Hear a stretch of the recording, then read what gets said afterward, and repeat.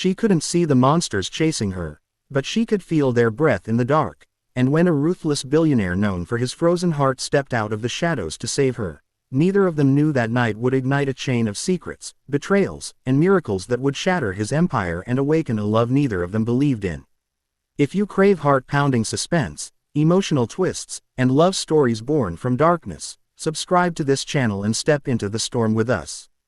The rain fell like shattered glass from the sky the night Aria Vale ran blindly through the alleyways of Blackridge City, her white cane clattering uselessly against brick walls as laughter echoed behind her. Low and predatory, the kind of laughter that made her pulse scream in her ears. She had learned long ago to map the world through sound and scent and vibration, but terror distorted everything, and the footsteps chasing her splintered into a chaos she could not untangle. 3 men at least, maybe 4, their boots splashing through puddles, their breathing thick with alcohol and cruelty, calling her fragile and lost and easy prey. And though Aria had been blind since she was 7, she had never felt more hunted than she did in that moment, her heart battering against her ribs as she tried to remember the turns she had memorized earlier that afternoon when the world still felt safe, when she had been walking home from the small music studio where she taught piano to children who didn't care that she couldn't see, because her laughter filled the room brighter than sunlight. But now her orientation collapsed into darkness within darkness,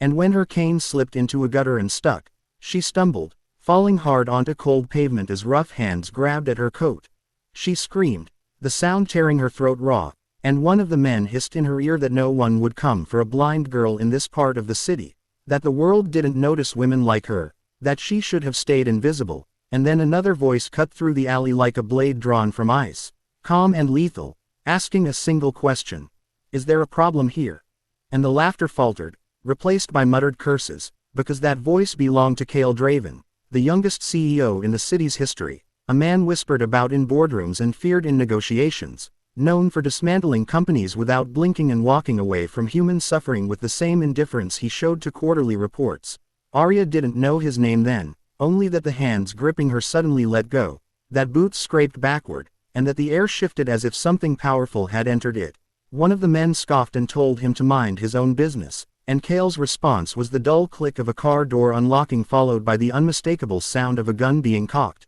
not brandished wildly but held with quiet certainty, and his voice lowered further as he said he would count to 3, and he only counted to 1 before the men scattered like rats into the night. Aria lay trembling, rain soaking her hair against her cheeks, when footsteps approached her again, slower now, measured, and she flinched, whispering for them not to come closer, but the voice returned, softer, telling her they were gone, that she was safe, that he would not touch her without permission, and there was something in the way he said it, something restrained yet fierce, that made her nod, barely, and allow him to help her sit up. His hands were warm despite the rain, steady as he retrieved her cane and placed it gently in her palm, and when she whispered thank you, he found himself unexpectedly unable to answer for a moment because gratitude was not something he was accustomed to receiving for acts he rarely performed. Kael Draven did not involve himself in street altercations, yet he had been driving past that alley after a suffocating gala in his honor, suffocated by champagne smiles and hollow congratulations, when he had heard her scream, and something sharp and old had torn open in his chest, a memory of another scream long ago he had been too young to stop, and before logic could restrain him he had stepped out into the rain. Now he watched this blind girl try to stand on shaking legs and felt an unfamiliar tension coil in his throat when she swayed, so he offered to drive her home, expecting refusal, but instead she tilted her face toward the sound of his breathing and said quietly that she would accept, because she could tell by his silence that he was not lying. He drove a sleek black car that hummed like a restrained beast, and Aria traced the stitching on the seat as if memorizing it, thanking him again and explaining that she had taken a different route because construction had blocked her usual street, and Kael asked where she lived, expecting an address in the city's crumbling outskirts, but she gave him a location not far from his own penthouse tower, a modest apartment building overshadowed by the glittering skyline. During the drive she spoke with an openness that unsettled him, telling him she taught music, that she loved the way piano keys felt beneath her fingers because they did not care whether she could see. And when she laughed lightly at her own clumsiness in the rain, Kael felt something thaw and instantly tried to freeze it again, reminding himself that kindness was inefficient and attachment was weakness. When they arrived, He walked her to the entrance despite insisting he did not need thanks, and as she turned to him, rain finally easing into mist, she said, "You sound like someone who doesn't let people close," and he almost laughed at the absurdity of a blind girl seeing through him so easily, but instead he replied that she should lock her doors carefully, then returned to his car and drove away, unaware that he would not be able to forget the cadence of her voice for the rest of the night. Days passed, yet Kael found himself rerouting his driver to pass by her street under the pretense of inspecting nearby properties his corporation planned to acquire, and on the third evening he saw her again. Or rather, he saw men watching her from across the road as she exited her building, different men this time, dressed too neatly to be common thugs, and something about the way they spoke into their sleeves ignited suspicion. Kael ordered his driver to stop and stepped out just as Aria began walking toward the corner cafe, unaware of the eyes tracking her, and when he greeted her by name, having researched her quietly, as he did with all variables, she smiled in recognition of his voice, surprised but pleased, and asked if he had come to ensure she was avoiding dark alleys. He replied coolly that the neighborhood had security concerns, and offered to walk her to the cafe, while across the street the suited men retreated into a parked car and drove off. Kael's instincts sharpened, and that night he ordered a private investigation into Aria Vale's past, expecting perhaps debts or enemies, but what he found unsettled him more than any corporate scandal. Aria had been the sole survivor of a laboratory fire 15 years earlier, an experimental biotech facility that had been quietly funded through shell companies linked, indirectly and devastatingly, to his own father's conglomerate, a facility accused of illegal gene therapy trials before it burned to the ground, killing researchers and patients alike, including Aria's parents. The official report had called it an accident, but rumors whispered of deliberate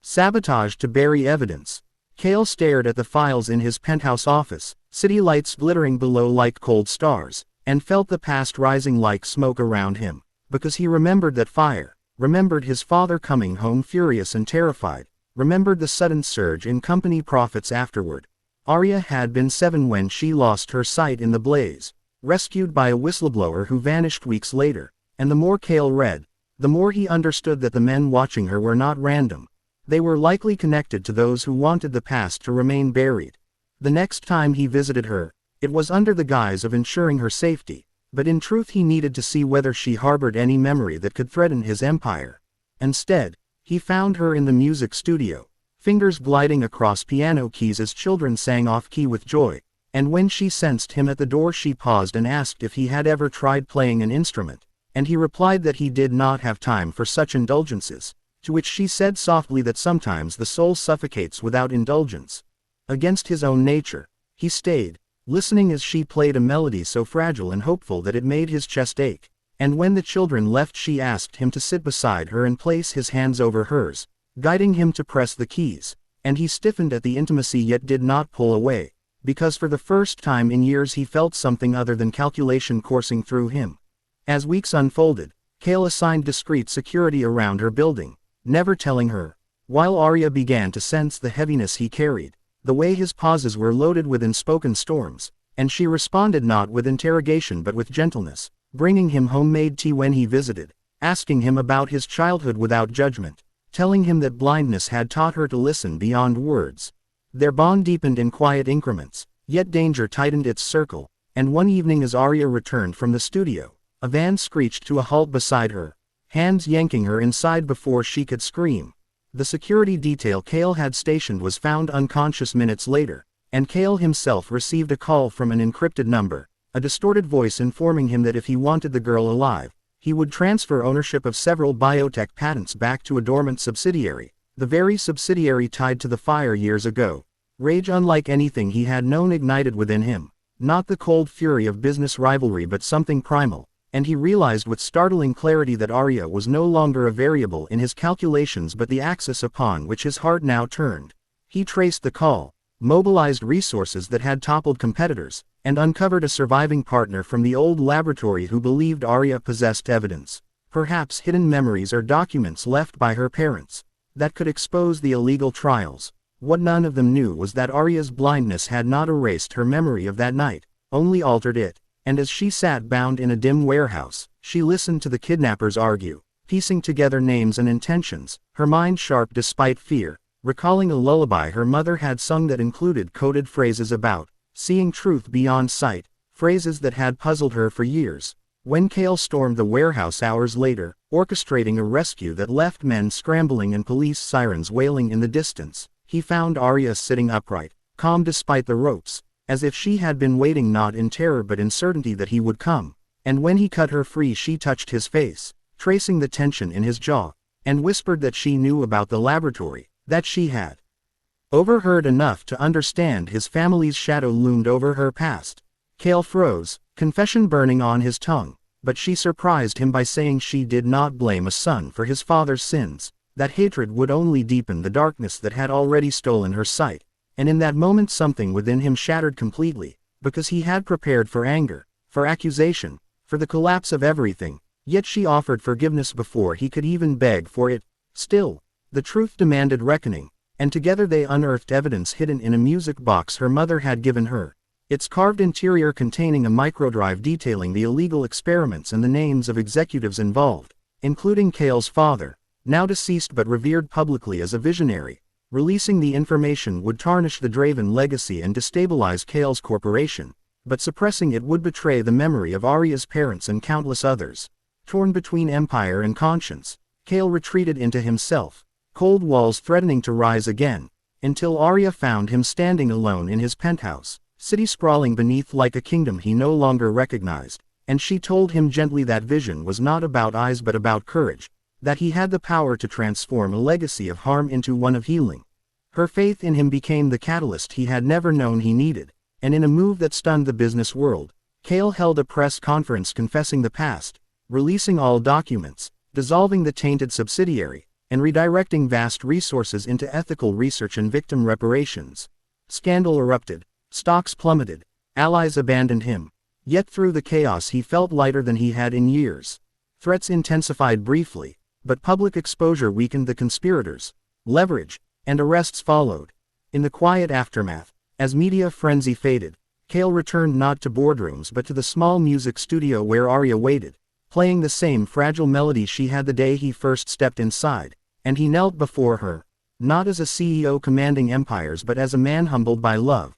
and confessed that she had done what no one else could. She had melted the ice he had mistaken for strength. She had shown him that gentleness was not fragility but the fiercest force of all. Months later, a groundbreaking clinical trial funded by his restructured foundation offered a possibility of partial sight restoration for certain types of optic nerve damage, and though success was uncertain, Aria chose to participate not out of desperation but curiosity, telling Kael that whether she saw the world with her eyes or not, she had already seen enough through her heart. The morning her bandages were removed, Kael stood before her trembling, terrified that hope might break her, and when she slowly opened her eyes, light flooding into irises that had known only darkness, she blinked against brightness and focused on the blurred silhouette before her, raising a shaking hand to touch his face as she had done 100 times before, but now with sight emerging like dawn, and though her vision was imperfect, colors soft and edges hazy, she smiled through tears and whispered that he was exactly as she had imagined. Strong, yes, but no longer frozen. In that fragile miracle, born from fire and fear and forgiveness, Kael understood that saving her in that alley had not been an act of impulse but destiny weaving redemption through ruin, and as he held her in the hospital room bathed in new light, he realized that the blind girl who once ran from creeps had not only survived the darkness, she had led him out of his own.